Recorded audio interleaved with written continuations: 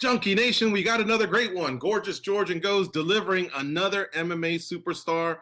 It's former Bellator light heavyweight champion Phil Davis. Let's not forget, also an NC2A national champion at Penn State. That's why he's rocking the gear right there. And he's one of the 8 quarterfinalists in the Bellator light heavyweight Grand Prix, which starts in April. And guess what? He gets an immediate shot at the title because he'll be facing Vadim Nemkov, the last man to give him a loss, in the quarterfinal round. So it'll be a title shot and progression through the Grand Prix. At the end of the rainbow, $1 million goes to the winner. What's up, Mr. Wonderful? How you doing, man? Doing great. I mean, you just explained every reason why I'm happy. Did I cover it all? Did I leave out a state championship in high school or anything? Or no, because there wasn't one. Really? Nah. Man, winning the state championship in Pennsylvania is ridiculously hard. Yeah. Ridiculously hard. From my wrestling club, I was a member of the Angry Fish Wrestling Club. And out of that wrestling club, we had, I want to say, 6 or 7 state champs. But, I mean, we were monsters. This was a good club. Now, out of those guys, out of the whole 14-man roster, we had 7 national championships and 2 Olympians. Oh, wow. So, yeah. Okay. So, yeah, we a mean dude. Couple junior world championships as well. Who can walk around and say, see that guy right there? I took him in state. Yeah. You know his name? Which ones? Who beat you in state like your senior year in high school? Let's see. There was Josh Haynes and John Opplinger from Northampton. Oh, okay. I got him. Well, I got John Opplinger. I got him in the quarterfinals and nationals my junior year. Did you whisper in his ear, "Payback's a bitch"? I didn't need to. That match was awful. It was like a solid 10-0. Oh wow. Something like that. Maybe 8-0, but it was rough. Did him dirty. Did you do anything like I remember, or any hand gestures? Like, did you just play it cool and walk off? Well, I mean, I gave him when there's history there, I make sure I give you a real genuine handshake to start the match, and then it's just all aggression. And man, I did not stop. I remember that I got a takedown on the edge of the mat. He shot in, I snapped him down, and that was just like me. I didn't even really deserve the takedown. I was just mean, pushed him out, and after he was out of bounds, shot a double leg, got him down out of bounds. And that's one of those things as a wrestler that you just cannot. It just will never sit well with you. You were out of bounds. You were safe. No, you're not safe. I got you. Wow. All right. I love it. I love hearing stuff like that. I hold stuff like that as well. So I love when other competitors carry that, because we're human. But man, that means you got them competitive juices. You know what I mean? So are you going to carry over a little bit with Vadim Nemkov? Like, you got something for him, or was that in your younger days? Like, hey, I'm a professional now. I'm a prize fighter. That was then. This is a new fight, or will some of that Mr. Wonderful from high school days, college days carry over? Oh no, yeah, that's there. Now the competitor in me is always present. No matter what it is. So he's not. Like I said, I'm going to give him a for real handshake. I really appreciate you. All business. Go ahead, Goes. No, what I was going to say, what's really interesting, and this tends to happen with the wrestlers. We've had Johnny Hendricks do it, Daniel Cormier, King Mo Lawal. You can ask them what they had for breakfast, and they go, I don't know. But you can ask them about a loss in college wrestling or high school wrestling, and they know everything about that loss. They never let that go. They remember all that stuff. Oh, yeah. So that's what I wanted to ask you was, how much of that transfers into MMA? Like, what is the difference between losing at a high level in college wrestling and losing in mixed martial arts? Do they sting equally? Well, I would say that there's more scoring in MMA than in college wrestling. If you're good, there shouldn't be a lot of scoring. You shouldn't be getting scored on left and right. So when I break down how I've won or lost positions, I look at, all right, he did this combo and it set it up, and that set up this combo. And over the course of 30 seconds, I was losing position. Maybe didn't even result in a loss of a round, but that's how I break down like winning and losing, position, position, position. And so in that regard, there's more scoring in MMA. So there's a lot more to break down and to go over. Two good guys going out in a wrestling match, score might be 6-3, 8-4, 10-5. Much less opportunities for scoring. Does Nemkov's game, do you see it changing, evolving that much since the last time you fought him? Do you feel like he can present multiple looks, or is he kind of be the same guy you faced last time? Both can are true. It's not a time frame where his game is completely different, but it's also I always expect a guy to grow and change over any period of time. So I think I'm going to get a similar look, but I'm not expecting the same. During these interviews, sometimes we'll get fighters say, I need to keep my emotions in check. I need to try not to get too emotional. But we've also had fighters say, I need to get more emotional in this fight. Where are you in this fight? Do you feel like you need to be more emotional, less emotional? In general, I'm just very non-emotional when it comes to competition. I think that's the safer route. Emotionally, I want revenge. I want to get in there and make this guy pay. But rationally, I'm going to get in there and go as hard as I possibly can. I'm going to not miss any opportunity, and I'm going to take whatever's there. If he's giving me a different look, I'm going to take whatever's there. I'm not going to, just because my game plan was to, take him down or beat him up standing, whatever that was.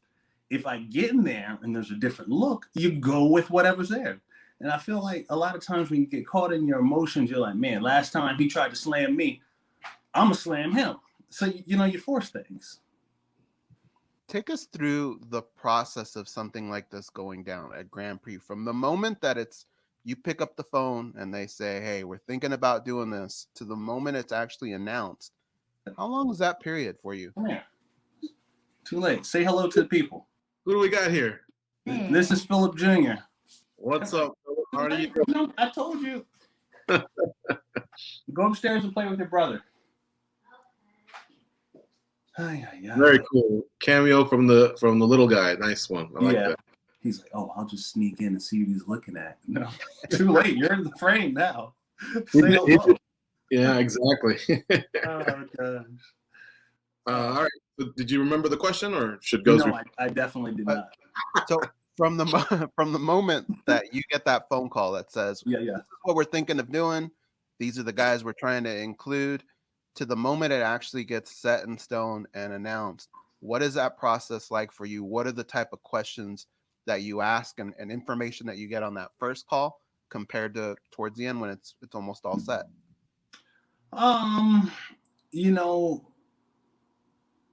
For me, like my questions to the promotion and to my manager, or them asking me? Yeah, like the whole process. I'm sure they say, we're thinking about doing a Grand Prix, you're included. I don't know if they hit you with all 8 names right away. No. Or, how talk about that process and the type of questions that get asked and how much information goes back and forth. For me, I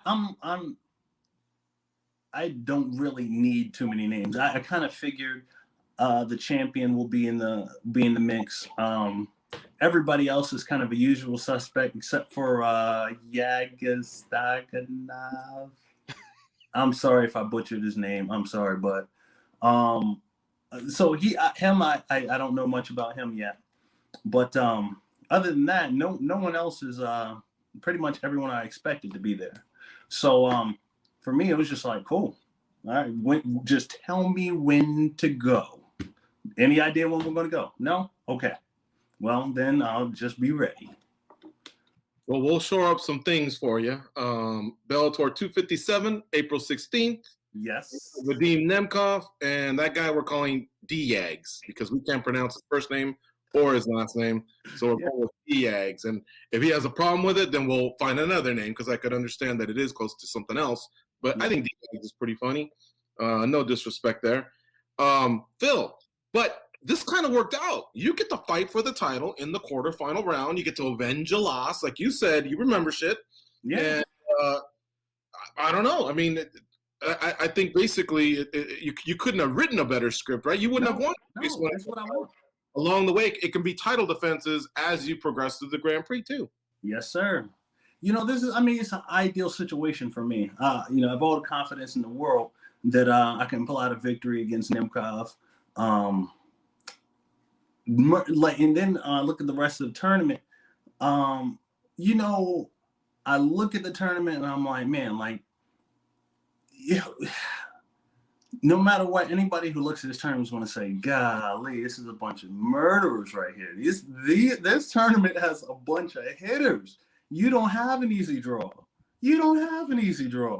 So for me, when I look at it, I'm like, yeah, this is exactly what I want. I want everybody to know that when I come out on top, like, yo, you got to respect this dude. This dude has hustle. He has game.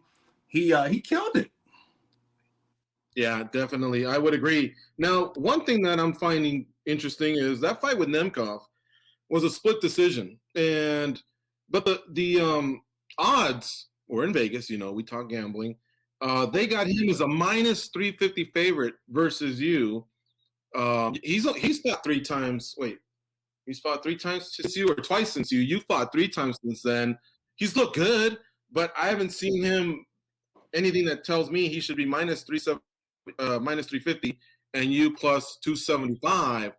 Something seems off there. And by the way, to win the whole tournament, you're 16-1. What does that mean? You put 100 on Phil Davis, and if you win the whole Grand Prix, you win 1,600. Yeah, 1,000, 16,000. So tell your friends, and if you're feeling good, hey, man, I tell you what, somebody's looking for a come up. That's not bad. I mean, you could even throw that in there with a parlay for something else, and you got yourself some nice money. I'm a gambler. I should stop. I really am. I'm a gambler. Man, that's it's interesting how they make these odds and what exactly they examine to come up with it. Obviously, the house is built to win. I don't know. Maybe they got cameras in my gym. Are they stalking me? Are they seeing when I get to the gym? I don't know. That is a good question. I mean, that's a question for you guys. Y'all in Vegas, y'all hear whispers of things. I mean, look, the champ should be probably a slight favorite, but nothing like that. Minus 350. Come on. That's a lot. That's a lot. Some good fighters that you've beaten in your career, starting with Gustafsson, Little Nogueira, King Mo. I said Machida, but you beat him twice. I said McGeary, you beat him twice. Glover Teixeira. So you've risen to the occasion on some fights, and then a couple you've come up short. I get that, but hasn't everyone in the tournament? This guy's not undefeated, so this threw me a little bit. No, yeah, he lost to King Carl, another gentleman I had the pleasure of sharing the cage with, and Jiri. What's that? Jiri, that guy Jiri Prochazka, I think he lost to him too. Right. Another good guy. I would love to tangle with him at some point. Pokrayats is his name? Jiri Pokrayats? Oh, yeah, but he's in the UFC now. He was at Ryzen when they fought, but now he's in the UFC. Okay. Yeah, nobody, everybody has a couple of L's. That is, the sport is, I'm very thankful it's not like boxing. In boxing, if you're not a long-time champion before you take a couple of losses, it's very hard to actually get back into that limelight. Whereas in MMA, it's very much all about matchups. And it's very difficult to win them all. So I had a lot of respect for the people who go undefeated for a long time. Now, I could just leave a bunch of clues and play the tap dance game and say, who do you think you're going to meet in the finals and all that? But let's just go straight to it. Who do you think wins between Romero and Anthony Johnson? They're in your bracket. Man, that's tough. That kind of comes down to who lands first, And, Johnson hasn't fought in a while, so it's very hard to have, what has he been up to? When you are a high-level fighter, you don't just step away. So even though, he got big and he was powerlifting and this and that, I imagine he still has kind of a, passion for the sport. And he's just, I'm going to go in and hit a bag and, work out with some of the guys, work out with some of the heavyweights, throw some guys around, be a body, have fun. So I imagine he didn't completely let himself go. But to what degree, it's hard to say. Whereas Romero, he's just always a beast. He's just always a beast. He might lose, still a beast. Okay. Who do you like between Ryan Bader and Lyoto Machida? A lot of people may not know this because it happened a long time ago. Machida actually gave him an L. But then they've kind of gone in other directions, with Bader becoming a champ, Machida becoming a middleweight, then back to light heavyweight. Who do you like there? This is interesting. That's an interesting matchup. I think Bader's been very successful as of late in getting people down.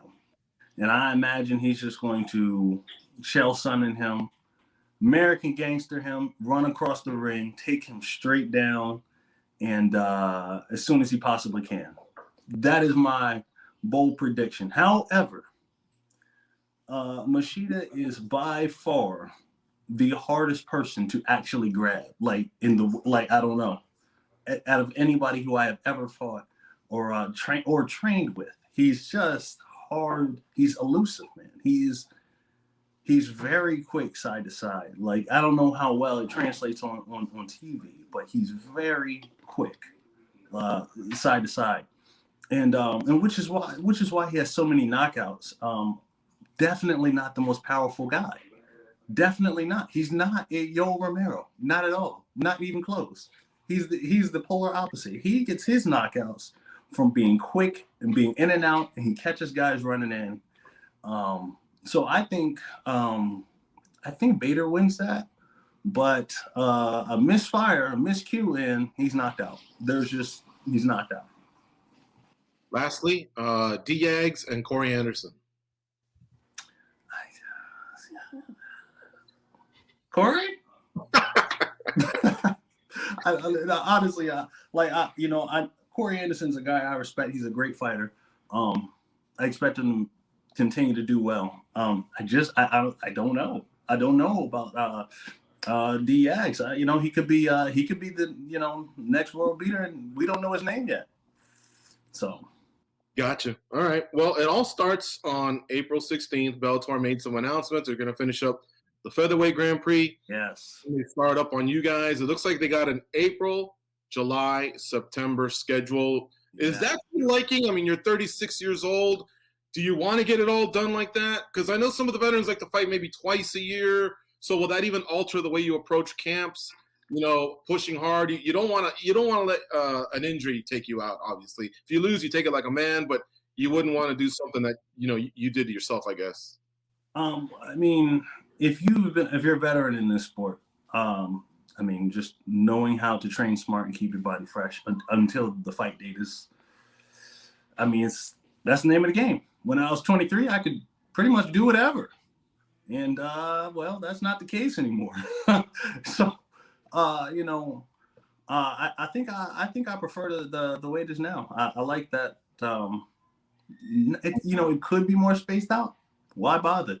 I like that Scott Coker I built in a little bit of time for, any unforeseen closures, the way he spaced it out, if we need to move the event back a month or 2 months, we'll still wrap it up in this year. So I like it. This last question is just a fun one, and hopefully you can give me a serious answer, and then hopefully you can give me a funny answer. But finish this sentence. Man, with $1 million, I could. Man, with $1 million, I could buy more stock options because I am trying to go hard in the paint right now. That sounds like the serious one. You're doing some trading? My silly one. Oh, I could also do it. I'll be doing. I dibble dabble. Yeah, I wouldn't say I'm a silly one, like something that would throw us off. Like, bro, I've been surfing, or I'd love to go to Disney World. With all the kids. Like, I don't know. I'm not taking them kids to Disney World. You crazy? I would never be on a surfboard for any reason. Not even on land. I just don't even. Nah. What I would do? Let me see what I mean. You know what? A pinball machine, anything corny that you've wanted to get, but you always like, I gotta be smart with my money. $1 million allows you to be foolish with at least 10K. At least 10K. Like, why not get crazy? I mean, 15. We'll call it 15. Yeah, upgrade my shoe game. You know what I mean? Hey, I like that. I'm very frugal. I like to save, but I'm thinking I will splurge. I think I might splurge. Nice. Splurge a little bit. Hey, you know what? It's funny, man. When the Pitbull, which wasn't the little one? That's Patricio. When he came to the press announcement, his translator, bro, this dude goes head to toe. I'm like, oh wait, but you're not the fighter, bro. This dude goes all out. He goes all out. I was like, man, I'm not hating on him, but I might have to get on your level. A little stylish, huh? Yeah, a little stylish. Had some Louboutins on. But we're not talking about Eric Albarracin, the captain, right? That's his president. Oh, that was him? Yeah. Wow, nice. Okay. Oh yeah, he went hard. Yeah. All right. Respect to the captain. He served our military and wrestled and everything. Cool, man. As always, you make it fun, Mr. Wonderful. It's always a chat with you. Chat with you. Thanks for the time. Good luck in the tournament. Stay healthy. We want to see you in all. Thanks to everybody. But I mean it when I talk to you. Hey, I appreciate you guys. You guys are the freaking best. Seriously. Thank you.